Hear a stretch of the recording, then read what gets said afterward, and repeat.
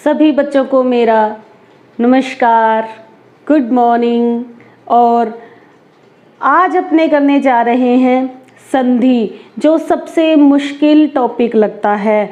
नहीं, अब से ये आपको मुश्किल नहीं लगेगा बिल्कुल भी, लेकिन इसको समझना पड़ेगा अच्छी तरह से, ध्यान से। अपने जो अंदर जो कंप्यूटर फीड है उसे अच्छी तरह से ऑन करके रखिए, और उसमें जो फीड हो जाए फिर उसे डिलीट नहीं करना है। तो हम समझ रहे हैं संधि। सबसे पहले देखें, मैं आपको एक उदाहरण के माध्यम से समझाती हूँ। देव प्लस इंद्र, ठीक है। सबसे पहले तो ये पता होना चाहिए कि संधि किस किस के बीच में होती है। संधि होती है प्रथम शब्द का अंतिम वर्ण तो और दूसरे शब्द का प्रथम वर्ण। अंतिम वर्ण कौन सा होता है? जो ये वर्ण है इसके अंदर से जो मात्रा निकलेगी वो होगा अंतिम वर्ण। तो पहले शब्द का अंतिम वर्ण क्या है? व के बीच में कौन सी मात्रा लगी हुई है? व पर अ की मात्रा लगी हुई है। अब व में से यदि अ निकल जाएगा तो नीचे हलंत आ जाएगा ना। स्वर बाहर आते ही क्या हो जाता है? व्यंजन पर हलंत लग जाता है। तो यहाँ हलंत, हलंत का मतलब ये आधा हो गया, ये बिना स्वर के है ये। तो इसमें से कौन सी मात्रा बाहर निकाल दी? अ की मात्रा बाहर निकाल दी। इस तरफ क्या है? स्वर है ही। तो संधि किस किस के बीच होगी? इसके और इसके बीच। आया समझ में? आ और ई मिलकर क्या बन जाते हैं? ए। आ और ई मिलकर बन जाते हैं ए। यहाँ क्या बचा? ये बच गया, है ना। और इधर ये है ही। अब जो भी ये स्वर होगा इसका परिवर्तित रूप क्या कहलाता है? स्वर का परिवर्तित रूप मात्रा कहलाता है। तो ये स्वर अपने पहले वाले शब्द के साथ जुड़ जाएगा। ध्यान रखना, व के साथ ये जुड़ जाएगा तो ये बन जाएगा, व पूरा हो जाएगा, मात्रा लगते ही हलंत हट जाएगा। ये बन गया देवेंद्र। अब संधि की परिभाषा समझिए। दो वर्णों के मेल से जो विकार उत्पन्न हुआ, जो परिवर्तन हुआ, उसे क्या बोलते हैं? संधि बोलते हैं। तो यहाँ मैं परिभाषा लिख देती हूँ। दो वर्णों के मेल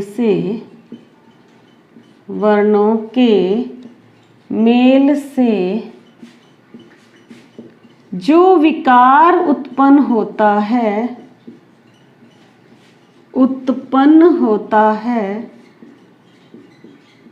उसे संधि कहते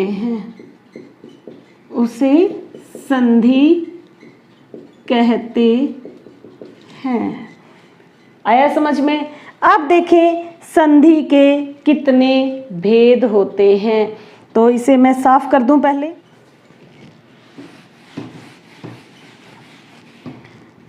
संधि के 3 भेद होते हैं। कितने भेद होते हैं? संधि के 3 भेद होते हैं। आराम से करवाऊंगी, अच्छी तरह से समझ में आ जाएगा। कौन कौन से? स्वर संधि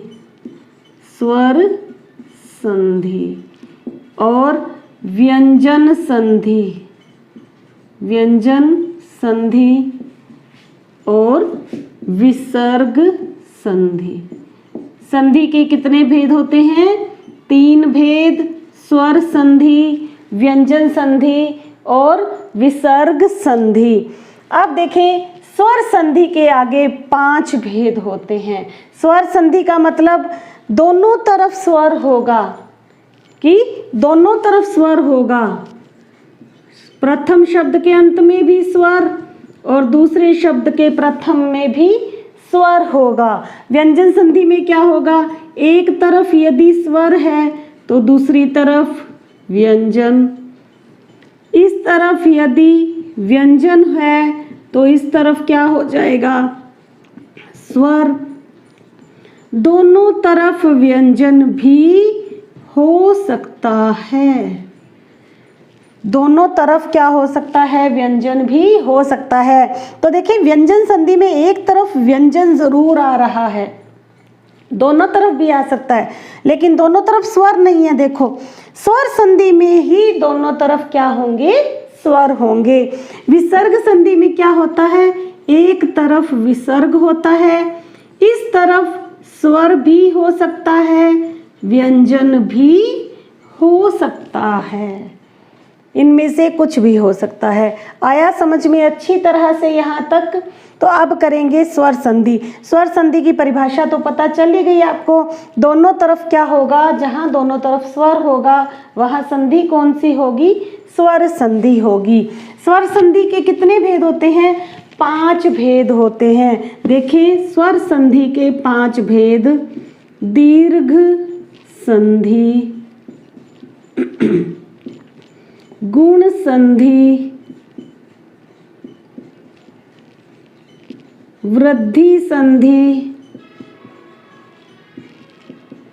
यण संधि और अयादी संधि।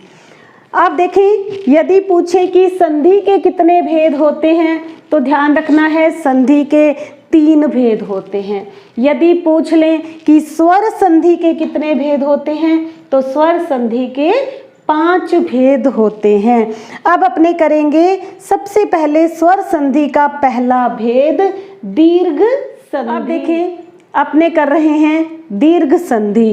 दीर्घ संधि में 3 नियम बनते हैं, ध्यान रखना 3 नियम। कौन कौन से, एक तो बनेगी आ की मात्रा, मैं इधर ही लिख देती हूँ इस तरफ, एक बनेगी आ की मात्रा, फिर बड़ी ई की मात्रा और बड़े ऊ की मात्रा, 3 मात्राएं इसमें बनेंगी। तो देखिए सबसे पहले आ का नियम क्या कहता है, आ का नियम कहता है प्रथम शब्द के अंत में अ भी हो सकता है, आ भी हो सकता है, इन दोनों में से कुछ भी हो सकता है, चाहे अ चाहे आ। शब्द शुद्ध होना चाहिए, हमें पता होना चाहिए कि अ की मात्रा आ रही है या आ की मात्रा आ रही है। दूसरे शब्द के आपका प्रथम वर्ण है जो, वो क्या होना चाहिए, अ होना चाहिए या आ होना चाहिए, दोनों मिलकर क्या बन जाएंगे, आ बन जाएंगे। उदाहरण देखो, विद्या प्लस आल्य। यहाँ देखें य में से य पर मात्रा कौन सी लगी हुई है, अच्छी तरह से देखें, य पर मात्रा लगी हुई है आ की, ये मात्रा हटेगी तो यहाँ पे हलंत लग जाएगा। अब आ की मात्रा अपने बाहर निकाल लेंगे और इस तरफ आ है ही। देखो दोनों तरफ आ गया, मैंने आपको कहा था अ भी हो सकता है, आ भी हो सकता है, तो इन दोनों में से एक आ गया आ, इन दोनों में से भी क्या आ गया, आ। अब ये दोनों मिलकर क्या बन जाएंगे, आ ही बनेंगे। ध्यान में रखना, चाहे दोनों तरफ आ हो, मिलकर क्या बन गए, आ बन गए। तो अब इसको हट गया, ये हट गया, ठीक है, ये भी हट गया, ये दोनों मिलकर बन गए एक, यहाँ हो गया, ये बचा ना यहाँ पे लय। अब देखें यहाँ पर मेरे पास ये है, अब आ की मात्रा इसके साथ जुड़ जाएगी, बन जाएगा विद्यालय। एक और उदाहरण करवा रही हूं मैं आपको, देखें हिम प्लस आल्य। अपने म में से मात्रा निकालेंगे। म पर कौन सी मात्रा लगी हुई है? अ की मात्रा लगी हुई है। हलंत लगा दिया, अ की मात्रा बाहर आ गई। ये मैं आपको समझा रही हूँ, उसके बाद अपने को समझ आ जाएगा, तब सीधा भी कर सकते हैं। इतना बड़ा अपने को करने की ज़रूरत नहीं है, वो भी मैं अभी आपको बताऊंगी। अ और आ मिलकर क्या बन गए? आ बन गए। ठीक है, यहाँ क्या बचा? ये बच गया लय। और बिल्कुल नहीं भूलोगे, अगर इसी तरह से आपको समझ आ जाता है तो बिल्कुल भी नहीं भूलोगे। ये आ की मात्रा म के साथ जुड़ जाएगी, म पूरा हो जाएगा, ये बन गया हिमालय। आया समझ में? अब मैं आपको और उदाहरण सीधे करवा रही हूँ। ये तो इस उदाहरण से करवाया है मैंने, अब मैं सीधे आपको करवा रही हूँ। देखो,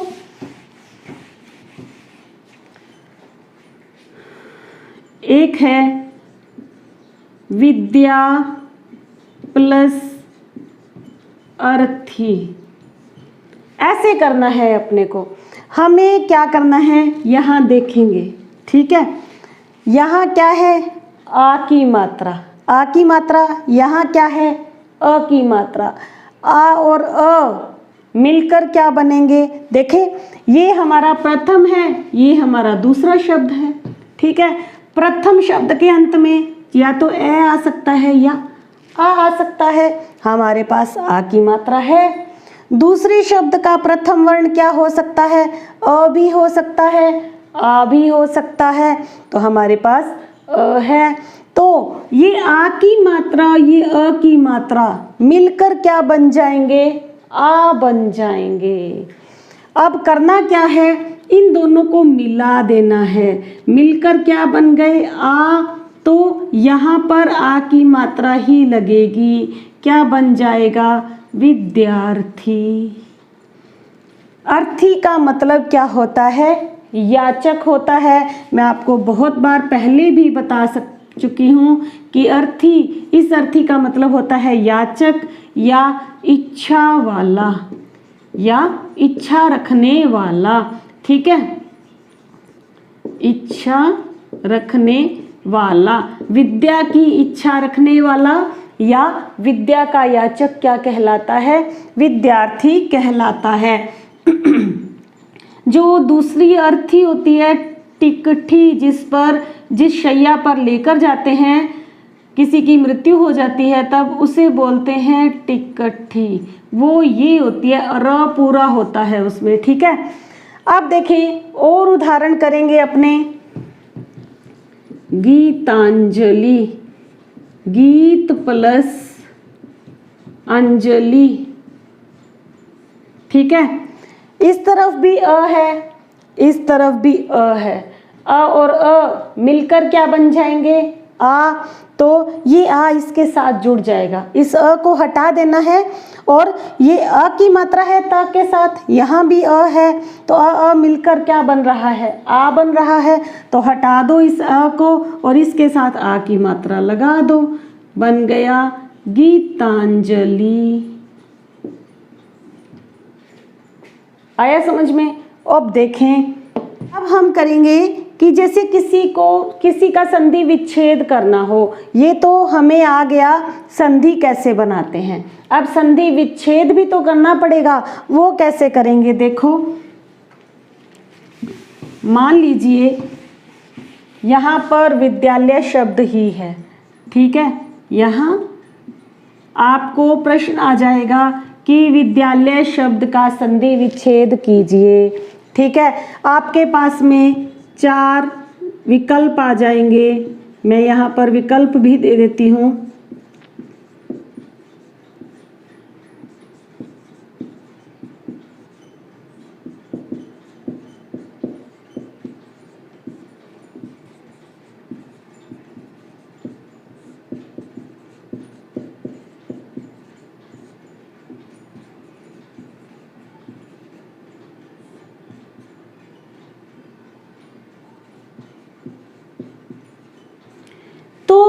हमें क्या करना है, अच्छी तरह से पहले देखना है।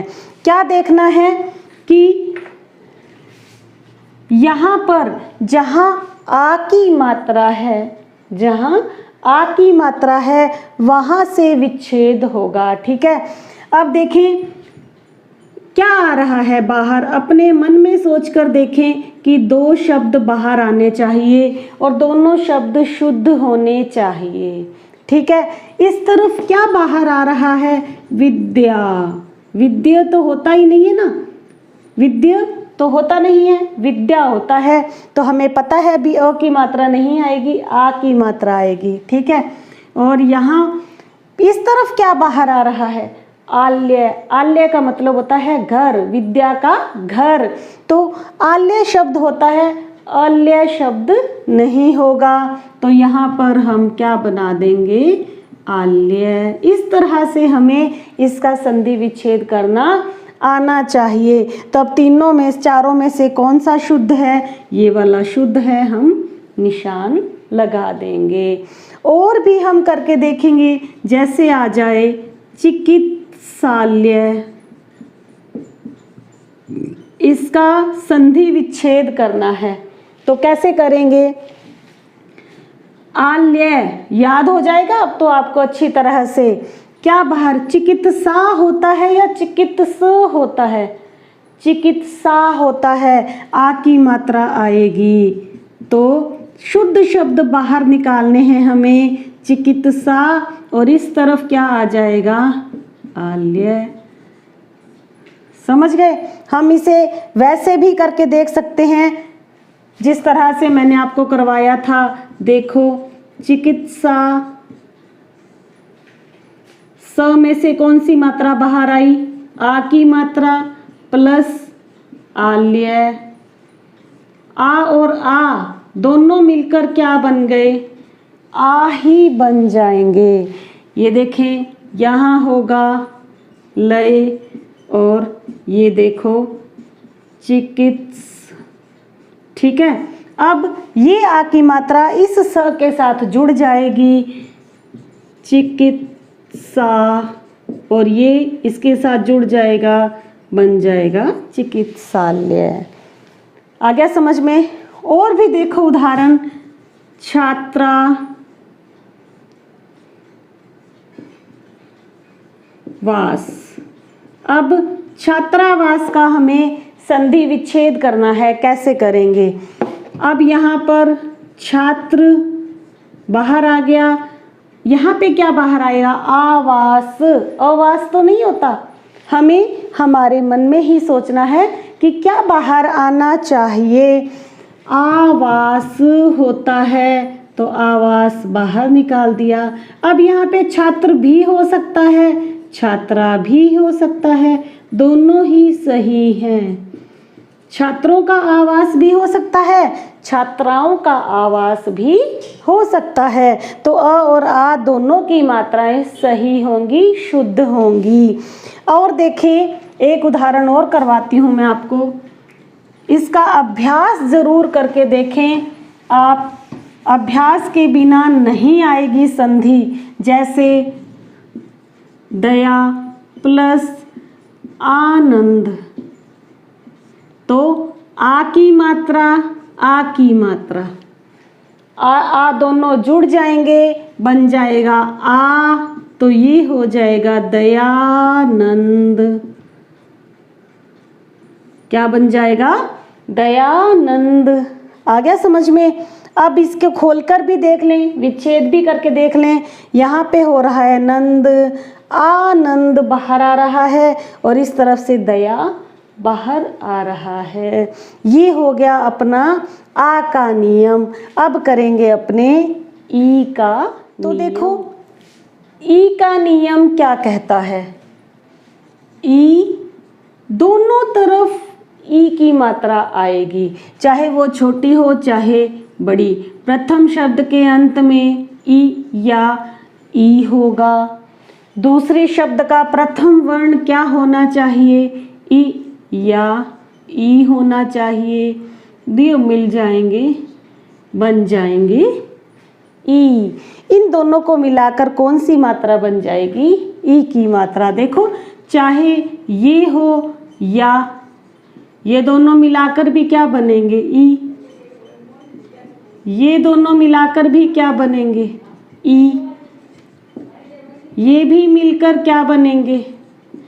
ई। और अगर दोनों तरफ बड़ी ई है तो भी मिलकर क्या बनेगी? बड़ी ई ही बनेगी। ये ध्यान में रखना अच्छी तरह से। तो देखो, जैसे रवि प्लस इंद्र, ठीक है। अब यहाँ पर क्या है? छोटी ई की मात्रा, यहाँ भी छोटी ई की मात्रा। तो ये वाला नियम अपना आ रहा है काम में।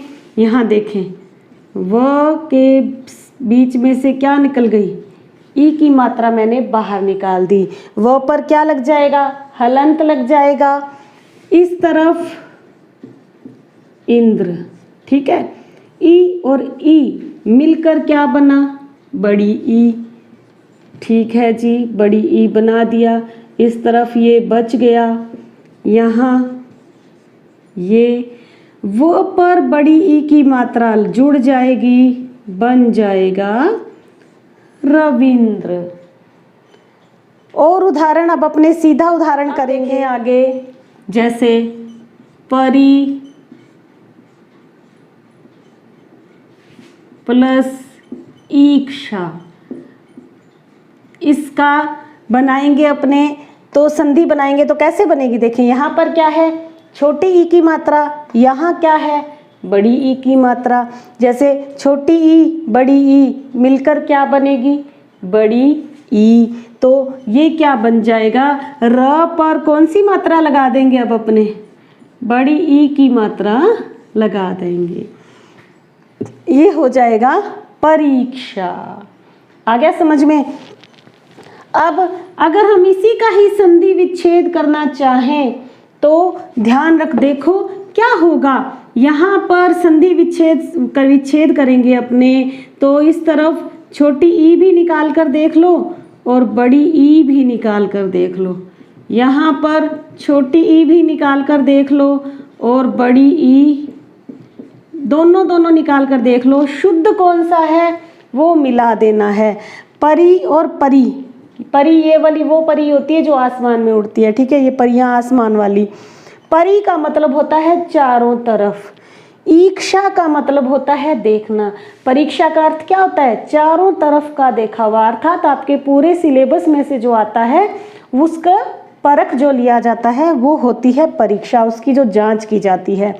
तो इसमें से तो ये शुद्ध हो गया, इसमें से ये शुद्ध हो गया, ठीक है। ये शुद्ध नहीं है, यहाँ ये शब्द है लेकिन यहाँ ये काम नहीं आएगा, ठीक है। अब हमारा संधि विच्छेद क्या हो जाएगा? परी प्लस ईक्षा। आया समझ में? और देखें, जैसे रजनीश, रजनीश शब्द है, इसका संधि विच्छेद करेंगे। यहाँ बाहर क्या आ रहा है? ईश। क्या बाहर आ रहा है? ईश, बाहर निकाल देंगे ईश। और इधर बाहर क्या आ रहा है? रजनी। नी पर बड़ी ई की मात्रा आएगी। देखें, स्त्रीलिंग शब्दों पर ज़्यादातर बड़ी ई और बड़ा ऊ ही आएगा, ध्यान में रखना। ज़्यादातर 90% स्त्रीलिंग शब्दों पर बड़ी ई बड़ा ऊ। तो रजनी स्त्रीलिंग शब्द है, बड़ी ई लगा दिया, यहाँ ईश आ गया। अब इसे भी हम खोल कर देख सकते हैं। जैसे इसका हम बनाना चाहें, वापस ये बनाना चाहें तो कैसे बनेगा? देखो, यहाँ पर बड़ी ई है, यहाँ बड़ी ई है, इस तरफ बड़ी ई मिलकर क्या बनेगा? बड़ी ई ही बनेगा। तो इसको वापस वही बना देंगे, रजनीश बन गया। और देखें, हरी प्लस ईश, गिरी प्लस ईश, मुनि प्लस ईश्वर। तो देखो, छोटी ई और बड़ी ई दोनों मिलकर क्या बनेंगे? बड़ी ई बनेंगे। ये हो जाएगा र पर बड़ी ई की मात्रा लगा देंगे अपने हरीश। ये भी छोटी ई बड़ी ई मिलकर क्या बनेंगे, बड़ी ई, ये फिर बन गया गिरीश। यहाँ भी देखें छोटी ई बड़ी ई मिलकर बनेगी बड़ी ई, तो बना दे मुनीश्वर। आया समझ में। अब एक चीज ध्यान, इस तरफ जो ईश, इच्छा और ईश्वर ये कौन सी आएंगे, इच्छा हमेशा छोटी ई होगी यहाँ पे, इंद्र छोटी ई होगी, ईश बड़ी ई, ईश्वर बड़ी ई, ईक्षा बड़ी ई और ईक्षण बड़ी ई। ठीक है, ध्यान में। ईप्सा, एक ईप्सा भी होता है, ईप्सा पर भी बड़ी ई मानी जाएगी। अब देखें, अब चलेंगे अपने, ये आ गया समझ में अच्छी तरह से। ई की मात्रा अब है ऊ का नियम देखें, अच्छी तरह से समझ आ जाएगा। बिल्कुल आसान है, वैसा का वैसा ही। प्रथम शब्द के अंत में ऊ या ऊ, दूसरे शब्द का प्रथम वर्ण ऊ या ऊ, दोनों मिलकर बन जाएंगे ऊ। जैसे देखो इस तरह से ऊ, ऊ तो भी बड़ा ऊ। इस तरफ यदि ऊ है, इस तरफ ऊ है तो भी बड़ा ऊ, और दोनों तरफ यदि ऊ है तो भी मिलकर क्या बनेंगे, ऊ ही बनेंगे। देखें उदाहरण, भानु प्लस उदय। न पर कौन सी मात्रा है, ऊ की मात्रा है, बाहर आएगी तो न में से न पर क्या लग जाएगा, हलंत लग जाएगा। यहाँ देखें ऊ, और इस तरफ क्या है उदय, ऊ ऊ ऊ ऊ मिलकर क्या बनेगा ऊ, तो बना दो ऊ, और यहाँ बचा दय, भान, ऊ की मात्रा इससे जुड़ जाएगी, भानुदय।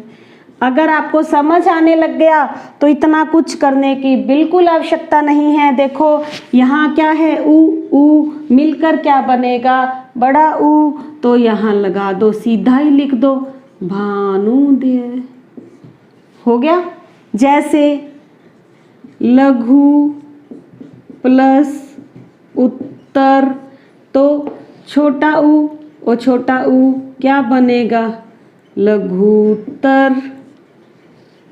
आ गया समझ में। जैसे सरयू प्लस ऊर्मी, ऊर्मी का मतलब होता है लहर, सरयू मतलब समुद्र, समुद्र में उठने वाली लहर सरयूर्मी कहलाती है।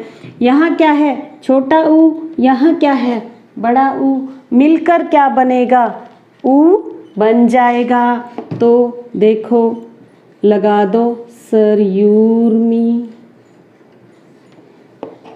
आया समझ में। और देखें अनु प्लस उदित, छोटा ऊ बन जाएगा बड़ा ऊ, लगा दो बड़ा ऊ न पर, ये बन गया अनुदित। और देखें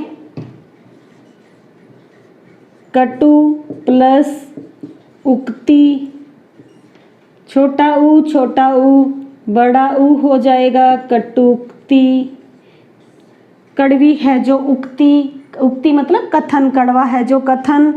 और देखें कटुक्ति, इसी तरह से सु प्लस उक्ति, छोटा ऊ बड़ा ऊ हो जाएगा, तो ये बन जाएगा सूक्ति। आ गया समझ में आपको। दीर्घ संधि अच्छी तरह से समझ में आ गई होगी। अब आपको अभ्यास की ज़रूरत है। अभ्यास करके देखें तो आपको शब्द संधि बनानी भी आ जाएगी और संधि विच्छेद करना भी आ जाएगा। कल हम करेंगे गुण स्वर संधि। तो बने रहिए मेरे साथ। अगली वीडियो में गुण स्वर संधि के साथ फिर से हाजिर होंगी। Thank you. Have a nice day.